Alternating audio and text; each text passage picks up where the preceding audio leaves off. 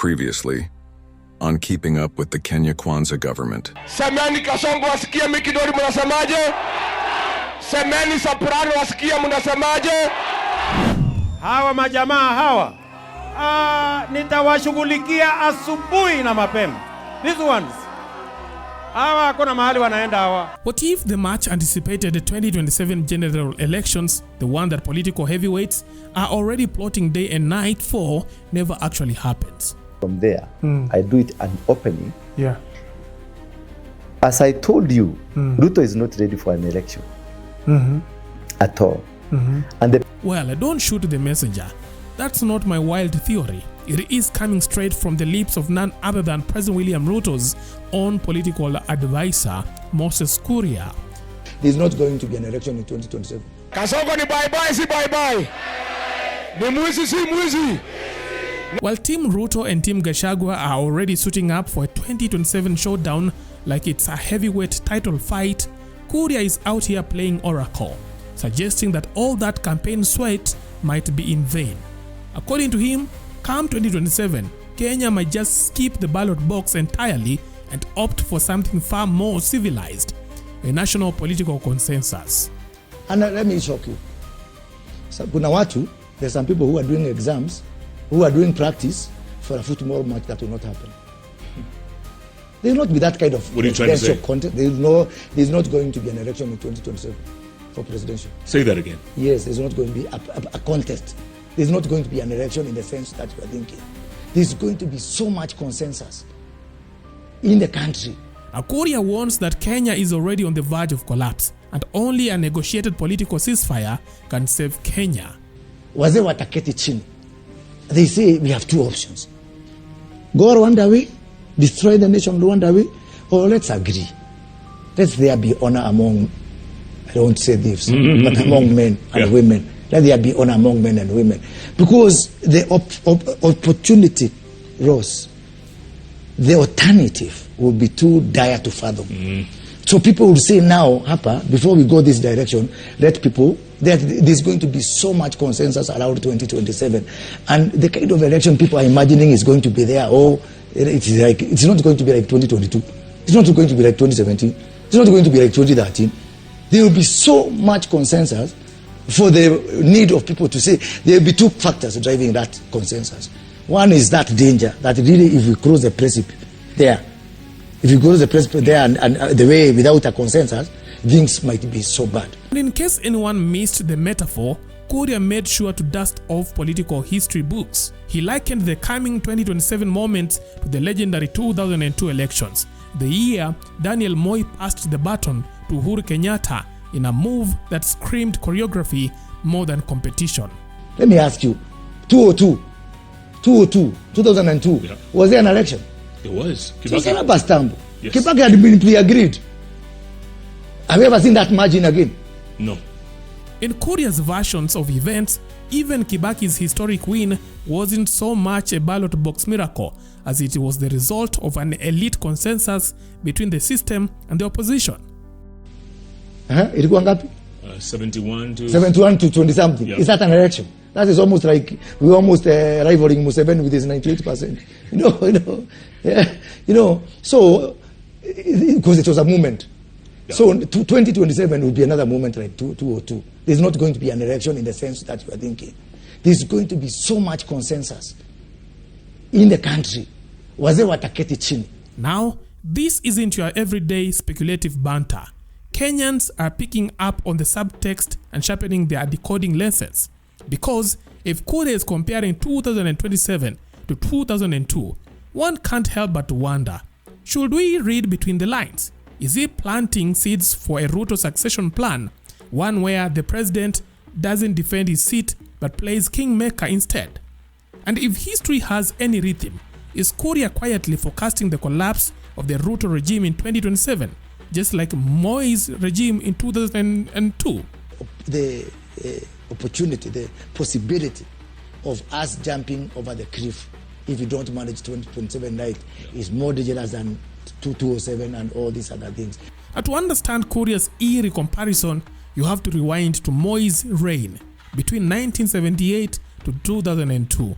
Daniel Toroitich Arap Moi, naapa kwamba nitakuwa mwaminifu kwa Jamhuri ya Kenya. An era wrapped in the language of peace, love and unity, but executed with state surveillance, ethnic patronage, Nyayo torture chambers and whispers that could earn you a one-way trip to the land of the dead.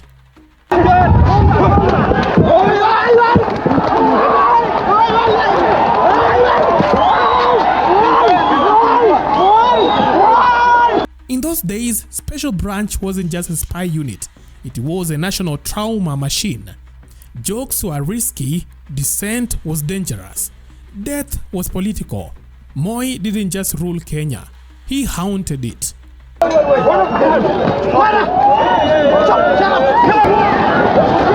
In prison you are not. You don't become soft. You're hardened even much more. You are beaten. You are pricked with the needles, pins. Yeah. Your testicles are tied. You are hit. My friend, I can't relate them because pain belongs to the bearer. You can't understand my pain. I think we are going to forgive them. Because even if we don't forgive them, it will continue hurting us. We forgive them, but you are not going to forget. And if they are found to be guilty of what they did to us, because that is one is obvious, because we have got living testimonies and evidence, they should face the law. But by the late 90s, the fortress cracked. Pressure from clergy, civil society, international donors, and an exhausted Kenyan forced the repeal of Section 2A, returning the country to multi-party politics. Moi, bound by term limits and cornered by momentum, had no option but to bow out.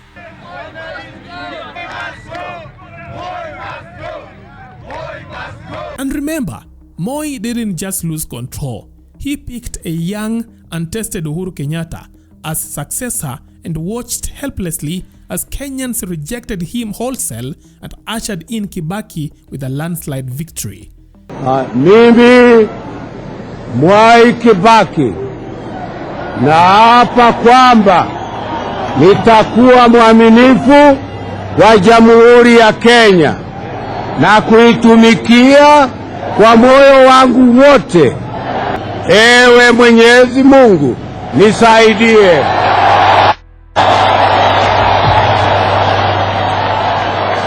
The opposition was united, the moment was ripe, and the people were tired.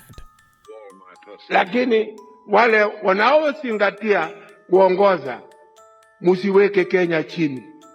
Musiweke msingi wa siasa zenu wa chuki. Now, fast forward to 2025. President Ruto is no stranger to that legacy. In fact, he cuts his political teeth in the murky corridors of YK-92, the infamous KANU outfit built to prop up Moi's regime. He knows how power is acquired and how it slips. Since assuming power in 2022, Ruto's administration has been haunted by deja vu.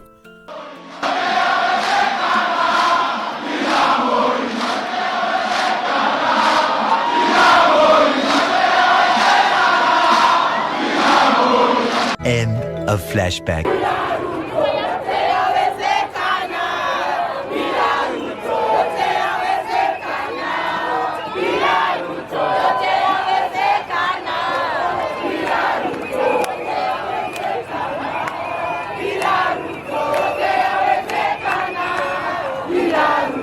Violent protest crackdowns, mysterious abductions, rogue security operatives, and a growing chorus of civil society, clergy, and youths who feel betrayed by the so-called hustler president. Ruto bana toka enda kimbia, run bro. My friend's blood. They killed him. Some say Ruto governs with a velvet fist, charming speeches wrapped around hard power. Others are less charitable. They say the hustler narrative was just good marketing for another Moi in digital robes. Ruto, you can understand him by the friends he keeps, even internationally. His best friend is Museveni of Uganda. You see how Museveni is dealing with Besigye. That is the William Ruto you're looking for. It's only a matter of time and he'll put on the same hat as Museveni, not the same Mukwachu. And he would want to do the same thing on all the opposition leaders as Museveni does on Besigye. Now, 2 decades later, Moses Kuria is standing on the political rooftops, yelling what Ruto doesn't want to hear. Unfortunately, that is not the game some people are practicing for. Some people are practicing for football, and it is going to be a tennis match. Now let's get one thing clear. Moses Kuria is not your average political loose cannon. He is a decorated insider, a man who knows what's being whispered in the corridors of power between gulps of macchiato and political calculus. I was the first one to predict about the handshake before the handshake. Wow. If you go to my Facebook on the 22nd of February 2018, I wrote that Raila Odinga will decamp and work with Jubilee before Mudavadi, Kalonzo or Wetangula. And I said, mark this post. Yeah, it didn't take 2 weeks. So unajua mtu yako? Raila mtu yangu bana. Mimi najua yeye kabisa. Kalonzo prediction. I use my prediction, so you cannot take me to umekuwa nabii, okay. Huwezi kulibaya nabii wa kwa siasa. another prediction. Raila Odinga and William Ruto will work together. When? In 2022. So when he says there won't be elections, Kenyans aren't laughing it off. They are reading between the lines. And what they see is a regime already plotting plan B in case plan ballots flops. Kushindana na mimi, wako na kazi ngumu. Si mambo yao ni kuchora tu kwa internet na kuzunguka na fitina. Watu tawanyorosha asubuhi na mapema. Even more eyebrow raising, former Deputy President Rigathi Gachagua has been singing the same tune, calling 2027 another 2002. Our strategy sisi ni kusanya kula 15,000,000 na tunataka gap ya karibu 5-6 million, so that hakuna hata mtu ataenda Supreme Court. It's not necessary. We are going to have a 202 moment. 202 moment. And Mlembe Nation was part of 202. When Kenya's former second in command and a top presidential advisor starts quoting history's exit signs, it is not just coincidence, it is choreography. Tutawanyorosha asubuhi na mapema ndio muende ICU. Sasa wacha hiyo na kura tutajaza. Hii kura hii tutajaza. Usijali, kura itajaa. Meanwhile, Ruto's allies like Oscar Sudi are publicly declaring that Ruto must win at all costs. Now that kind of language doesn't whisper confidence, it screams panic. Now the fear of losing is already dancing across the faces of those in power. And as history shows, nothing exposes political weaknesses faster than the whiff of fear. Sitaja. Tunaenda Ukambani tunaomba, tunaenda wapi tunaomba, tunaenda kila mahali tunaomba. Wale watatupigia na tukiona kidogo ai tunaomba ya kujaza, yani lazima ijae. Lazima kura ijae. So msijisumbue, nyinyi muombe kura na mtembee na mfanye kazi. Jengeni hata toilet. Jengeni hata kitu hapo, mkuu na slogan ya kutembea nayo. Hii kusema tu wataongeza kura, wataongezea wapi? Hii kura inapigwa na kuhesabiwa kwa polling station. It's not possible kuongeza hiyo kura. I want to assure you. When you combine Sudi's words with the growing public frustrations, calls for mass actions, and Kuria's cryptic sermons of consensus, the writing isn't just on the wall. It's spray painted in neon red. So what's the play here? Will Ruto try to do what Moi did and pick a successor to protect his legacy, only to watch it implode? Or will there be a Kibaki-style figure waiting in the wings, clean, calculated, and armed with public goodwill? What are your thoughts? Leave your thoughts on our comment section.